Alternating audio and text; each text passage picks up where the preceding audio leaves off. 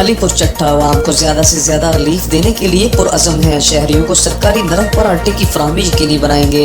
یہ بات اے سی وزیر آباد وقار حسین نے علی پور چٹھا کے جناح ہال میں کھلی کچہری سے خطاب کرتے ہوئے کہی. انہوں نے کہا کہ وزیر اعظم پاکستان کے ویژن کے مطابق کلین اینڈ گرین پروگرام ملک کی تعمیر و ترقی میں سنگ میل ثابت ہوگا اور صاف ستھرا ماحول صحت مند معاشرے کی تشکیل میں بنیادی کردار ادا کرتا ہے. اس موقع پر شہریوں نے اپنی شکایات پیش کی جن پر احکامات جاری کیے گئے. صحافیوں سے گفتگو کرتے ہوئے انہوں نے کہا کہ گرین اینڈ کلین پروگرام کو کامیاب بنانے میں سول سوسائٹی، میڈیا، کاروباری تنظیمیں اور مقامی انتظامیہ کا تعاون خوش آئند ہے.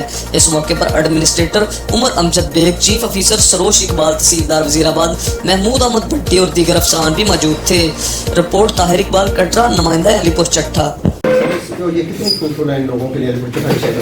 جی آپ کا بہت شکریہ. آج ہم علی پور چٹھا میں موجود ہیں جی کھلی کچہری کے حوالے سے. علی پور چٹھا تھوڑا سا ہمارا دور دراز علاقہ سمجھا جاتا ہے. لوگوں کے جو مسائل ہیں کبھی کبھار ہیڈ کوارٹر میں آ کے وہ بیان نہیں بھی کر پاتے. تو حکومت کی یہ ڈائریکشن ہے جو ہمارے جتنے بھی دور دراز علاقے ہیں ان میں ہم خود جا کے لوگوں کے مسائل ان کو سنیں اور ان کا حل جو ہے ان کی دہلیز پہ جا کے کریں.